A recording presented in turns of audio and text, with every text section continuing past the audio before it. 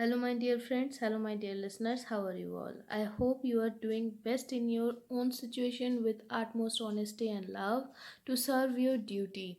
So, with this best wish, let's start the new story from the book Bengal Fairy Tales, written by Francis Bradley-Birt. This book was first published in the year 1920 and it was illustrated by Abanindranath Thakur. So today we are going to read a new story, that is Hati Singh, or the Vanquisher of an Elephant. So let's proceed. There once lived a very poor family consisting only of a mother and her son. The latter was worthless and unable to earn a pice for the maintenance of his mother or himself. The poor woman had to submit to the greatest drudgery, in spite of which they could hardly get sufficient food to keep them alive.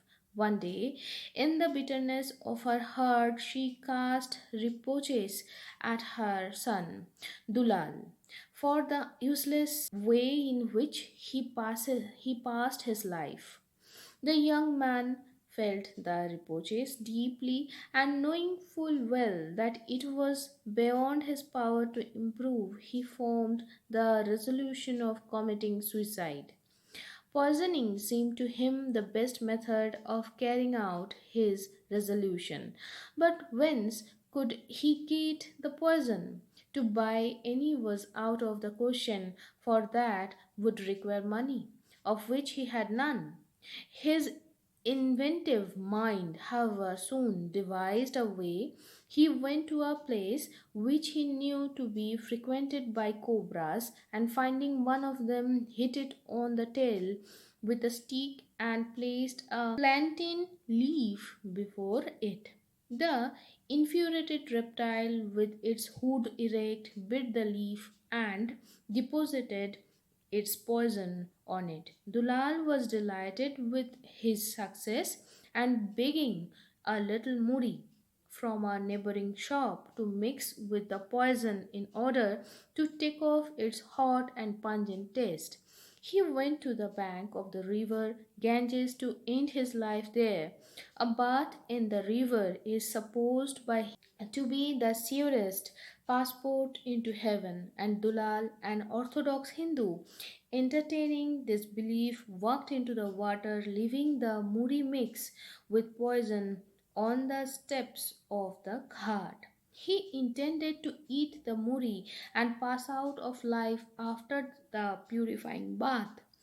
But Bidhata Purush, or the destiny, ordained otherwise. For as soon as he dipped his head into the water, the king's elephant, which had been brought there for a drink, saw the muri lying before him and ate it up. The cobra poison entered its system and acted so quickly that in a moment the elephant began to give up its life. Dulal, getting out of the river and coming to the spot where he left the muri, at once realized that the elephant had deprived him of the means of committing suicide, and in his rage to give the offender a slap. Now, although the slap would have been of no consequence whatever if it had been given to a healthy elephant, when it fell on an animal already tottering on its legs on account of the poison, it had the effect of knocking the enormous beast over. The slap and the fall happening at the same moment, the people on the riverside supposed the former to have caused the latter, and gazed at Dulal with wonder and fear.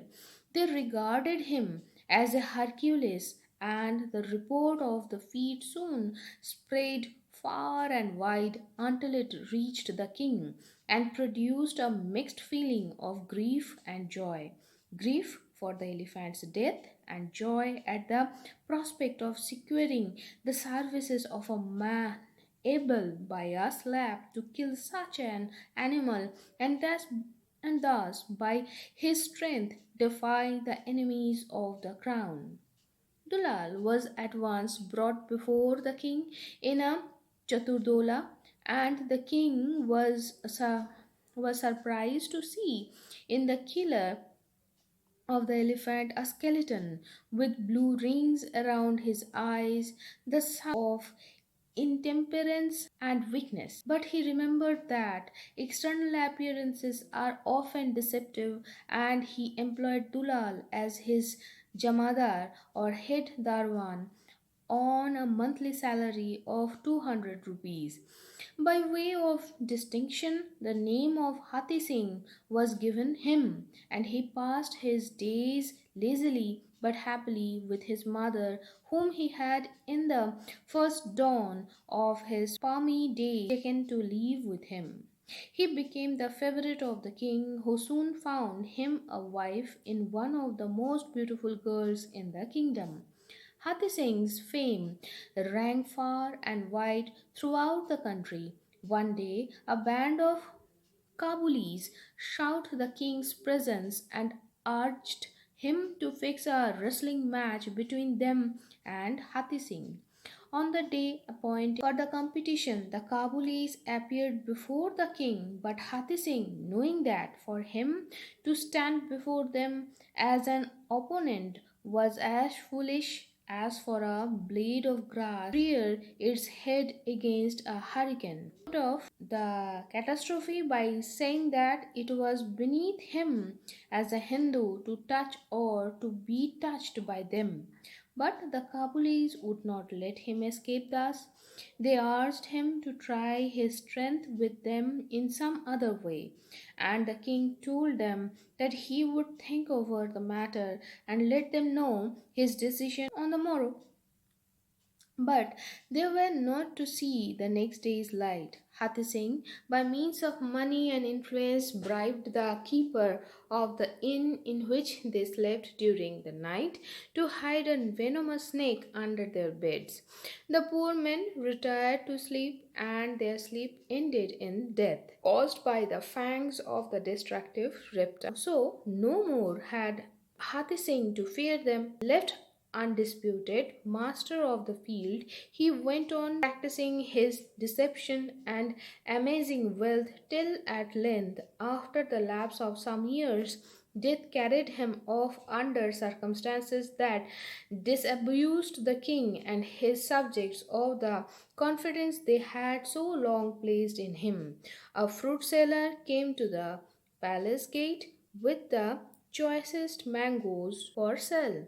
Hati Singh's mouth watered at the sight of them and demanded some mangoes as a bribe for the man's admission into the royal presence. But the man would not part with any of his mangoes without receiving their price. So, an altercation took place between him and Hati Singh, in the course of which the latter said, "You fool, you do not know who it is who asked you for a few mangoes. It is the redoubtable Jamadar, Hati Singh."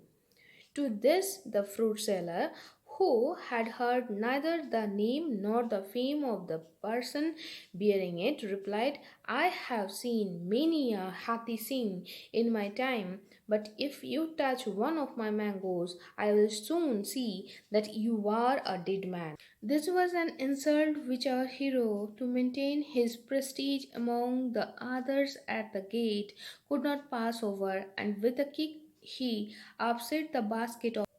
But no sooner was this done than a severe blow from the muscular right arm of the fruit seller laid him prostrate on the ground.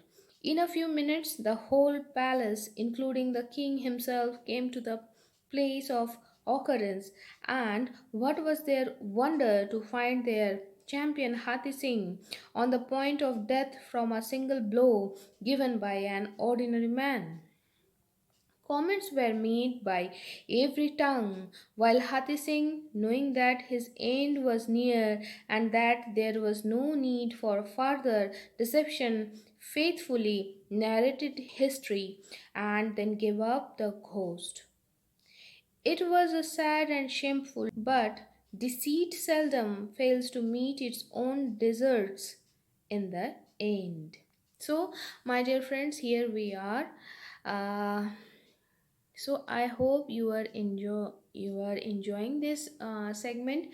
Actually, I'm not well. I'm not feeling very well. That's why I couldn't publish this segment in Sunday as well as in Monday. So I am publishing this whole story today.